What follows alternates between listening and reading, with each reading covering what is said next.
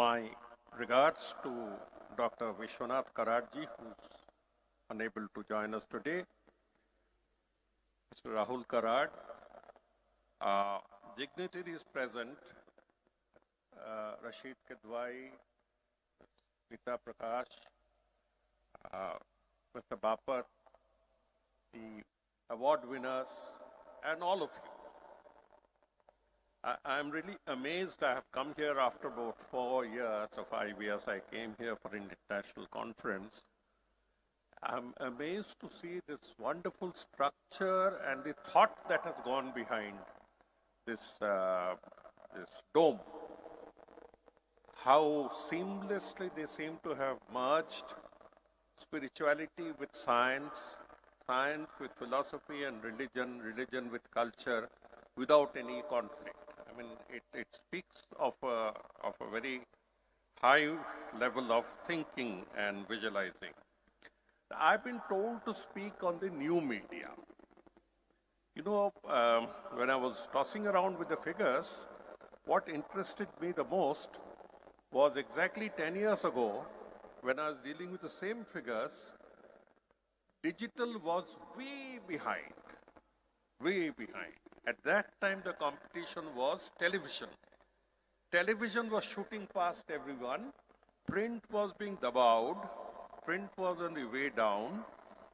And games and others were there, but nothing spectacular.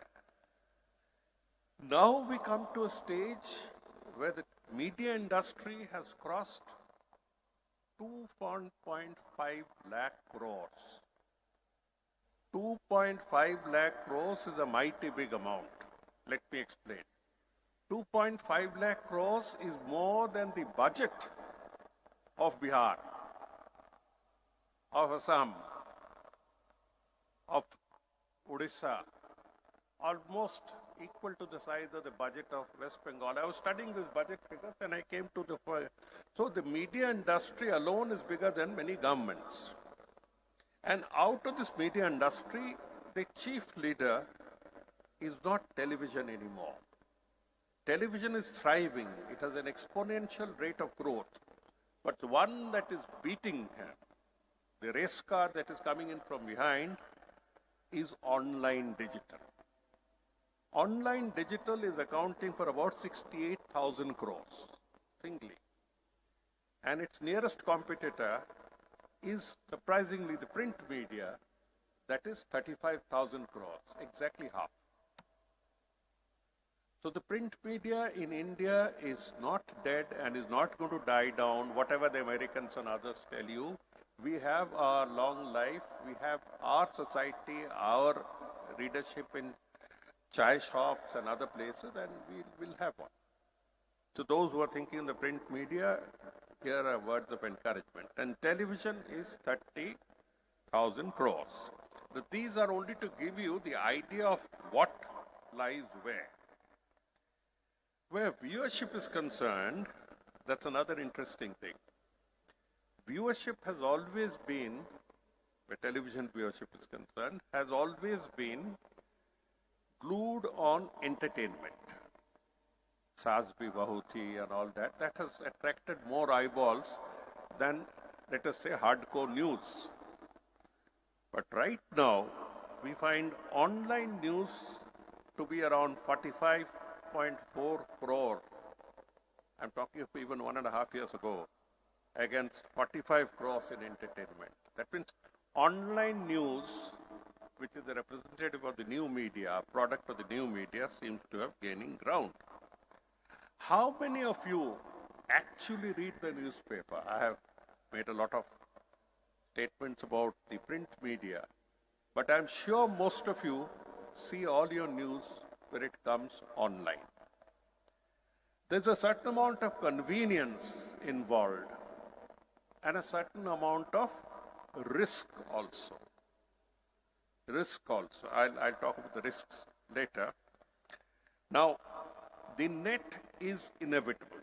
I find it quite annoying when people say, वो mobile पर लगे रहते, ऐसे उसमें पाप क्या है? नहीं मोबाइल पर लगे रहते, ऐसा किस पर लगे रहेंगे? मुझे बताइए ना, किस पर लगे रहेंगे? टीवी पर, किताब पर, भैया mobile is not a mobile for only games. Stupid people see games for too long. You see, even a person with simple common sense will be seeing everything on the mobile. His email on the mobile, his WhatsApp on the mobile, his news on the mobile, everything is on the mobile. So the mobile to him is a closest companion than even his own spouse or would-be spouse. I mean, the spouse can be off for a few days, but if the mobile is off for a few hours, one feels lost. So roti, kapda, makan और connectivity, है ना?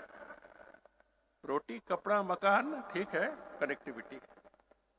Connectivity है? नहीं है, नहीं जाऊंगा. So we have come to that state of complete attachment with the digital world, with the new media world, and that is what I'm just trying to remind you. That's all. Now, even through the last COVID session, we learned a lesson that the world does not stop because the outside is locked up. The world went on its own speed. And if television companies could not reach their offices, films came in through OTT. OTT pushed away the theatrical release of movies. And OTT has made a bigger splash. OTT movies have made such a big splash that government is very keen to now govern OTT. Now, OTT is a mischievous child. Among all the streams of media, OTT is the least governable. If you look at all the streams of media, you'll find something palpable to hold.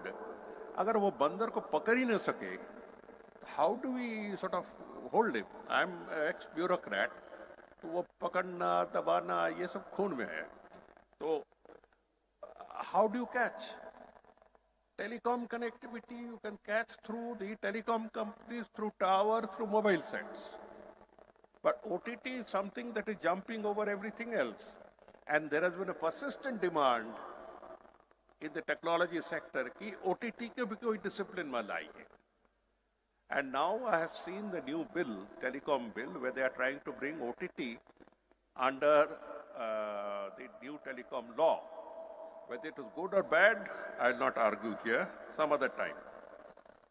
Now, having put the position there, India's net users have crossed between 85 to 100 crores in a population of 140 crores. These numbers you know. And people are spending about 2.5 hours on the social media. Now, I'll come to, since the topic given to me is about new media and politics, nothing can better explain the rise of a phenomenon called Narendra Modi. I would not like to get it into politics, but I'll try to examine it from an academic point of view. You see, 2013 is the beginning of the merger of media and politics. There is no doubt about it. I was there holding a media house or many media, one of the biggest headaches of the media. I have seen what has happened in front of me. This is the time when a good study has been made by this fellow called Jayjit Pal of the University of Michigan, where he has documented this rise, where Facebook and Twitter were used to very, very effective means. Prior to this, the only person who was of consequence who was using Twitter was our man Shashi Tharoor. Now, the interesting part of it, Shashi is my colleague, is that Mr. Modi overtook Shashi Tharoor as the most followed politician on 4th of July 2013. Prime Minister to 1 saal baad bane. So he overtook him, which means that he was conscious and he was jumping into the new media stream because he wanted to reach out beyond the lecturing or along with it. Along with it. This is very important. No PM before him has ever even thought on those lines. I remember I don't know if I should say it, but a very personal episode. As a secretary, I had to report to Dr. Manmohan Singh, and he was a little disturbed. I took a little time to reach him because these kids had occupied Vijay Chowk. Now, Vijay Chowk is so sacred that during the freedom movement also nobody went there. They went to this place and they blocked that place, but they never went to Vijay Chowk. Look at the audacity of these kids who were shouting on this issue of Nirbhaya. Nirbhaya had happened on the 26th of December. By 29th, the nation was hit. By early January, it snowballed into a big issue. And then protests and others snowballed. And there was a first major gathering on Vijay Chowk, on Raisina Hill. You know, the capital that you see with North Block and South Block on this thing. So the Delhi police was completely taken aback. Because Delhi police has its own ways of looking at things. They have taps and pipes and stoops and all that, and that's always been a legitimate part of life. They were completely taken aback because the gathering had all happened thanks to Facebook. This was the first Facebook gathering, the social media gathering, WhatsApp gathering in the history of politics that I saw in front of me. And that afternoon, I happened to explain. He said, "Oh, उससे ये होते हैं?" I said, "हाँ होते sir. वो mobile से हाँ sir, हाँ होते sir." तो वो मोबाइल से whatever is possible was not even fully appreciated by seniors at that point of time. Now, this campaign has its own nuances. This campaign has its own styles and others. I wish people read the campaign as a media campaign, as the first major historic use of the new media. Views, we can leave it to ourselves. Yes, there was a lot of hard words getting into this thing. What was the messaging? You see, you can capture a new media as a medium. It's like a pipe. What do you put into the pipe? So there you require individual messaging, and you can study the messaging, corruption. And to help the campaign was Anna Hazare, who disappeared thereafter, I don't know where, but he was there at that time. So the two helped each other. And Kejriwal was then wearing his topi. So then the second part of the campaign was action versus indecisiveness. This government is indecisive, which it was, I guess. I guess it was, but that was the messaging. Then there was this thing about reaching out to youngsters, Google Hangouts. It took me 10 minutes to understand what a Google Hangout is, because I wanted to see what was going on with that film star. Then question of maturity versus Pappu. I mean, these are all parts of the campaign. Indian versus Bharatiya Sanskriti versus Videshi Sanskriti. Western way of looking. The Hindu heritage. So these are the messaging. Now the question is, and these are the time when a lot of new words came into circulation. It made the print and television media feel small because the new word that came up was very derogatory. Prostitute. It came up at that time. Thank God it is not used so much nowadays, but it came up all of a sudden during that period. So this is my study of this thing. The mainstream media soon fell in line. There were various methods to make it fall in line. And then we have on the adroit use of what I call Bugs TV, which went into its own targets. But the best part of it was, and this is the contribution of new media that very few people can give, no other media can give you, is micro-targeting.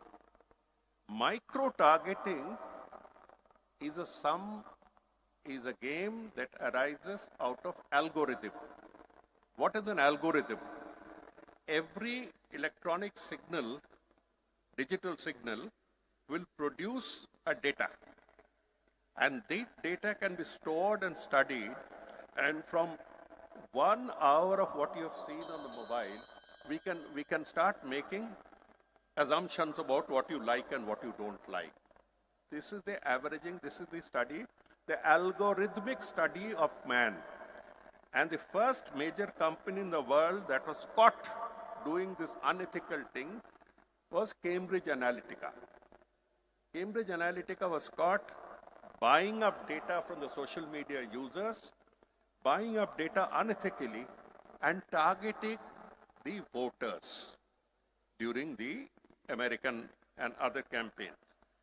Some amount of Cambridge Analytica type of things, because we didn't have such advanced mechanisms developed in India, and since Cambridge Analytica made a lot of hue and cry, some amount of micro-targeting was possible. In a couple of cases, this micro-targeting was caught by the Madras High Court, where an Aadhaar card could be linked to a beneficiary, and the beneficiary and his mobile number could be linked to the Aadhaar. So beneficiary number, Aadhaar number, and mobile number, if they are put together, we can send a WhatsApp to the beneficiary.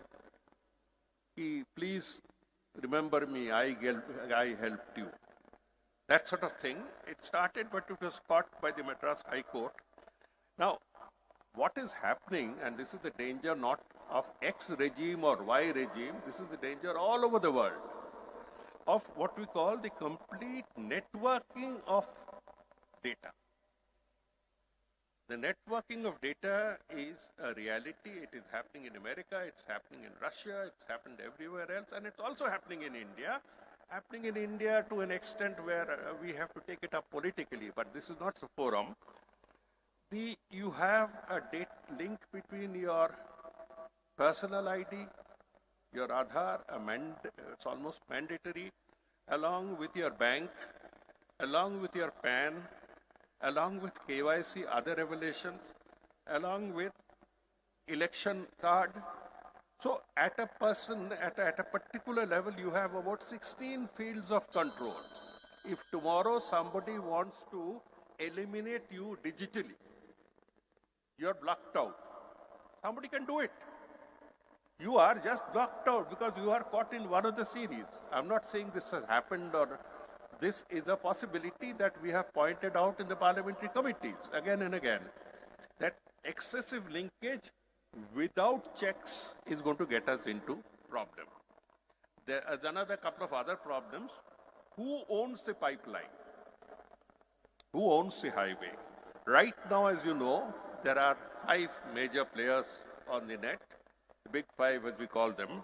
Together, their wealth is around $7 trillion. $7 trillion is incidentally double the GDP of India. 5 companies alone. One company alone has higher than the GDP of 10 to 15 big countries. That is their strength. They can buy up governments, they can sell governments, they can topple governments. Should we have that amount of strength? And do you know the obscene salaries that the collaborators are paid? Well, I'll give you. Google's pitch-why, 4,000 crores. What are you doing in journalism?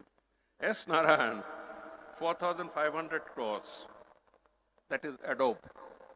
Satyan Nadella, 4,100 crores. George Kurian of Google Cloud, 10,000 crores. So next time Google Cloud tells you your capacity has run out, pay more. Remember, part of it goes to George Kurian. Now, this is what happening. We have a behemoth of foreign big companies who are controlling it. We have the users who are getting networked. So there is a certain degree of helplessness. In this, there is perhaps, I'm not even talking of fake news, deep fake. These are things you know. I'm talking of the bigger parts of the world, the Mars, Venus, and the other huge universes I'm talking about. The one way out that appeared was, how can we have the web on a cooperative society basis? Yes, we are moving to it. The first web that we have, Web 1.0, was a flat, one-dimensional web where documents could be exchanged between academics. Web 1.0. By 2004 and 5, Web 2.0 came in, wherein you could send audiovisual materials and others. And now we are standing at a juncture, young ladies and gentlemen, one of these will win. One is metaverse, where you can communicate in three-dimensional active form. That means you can get somebody coming and standing next to you using artificial intelligence and holographic effect, or you can get Web 3.0, which is now being attempted as a collective cooperative society of all contributors without any master. Without any master. This is the state of the highway, and the speeds, as you know, 5G is going to change the whole world. So the whole world is moving in a different line. Even the domains like print and electronic media are also heavily dependent upon this new technology. We all need to be conscious. I made this prediction about either it will go the metaverse way or it will go by the Web 3.0 way. One of them will survive. Let us see. It is like that pager versus the mobile in the 90s. One of them survived. Let us see who survives. Thank you for your patience.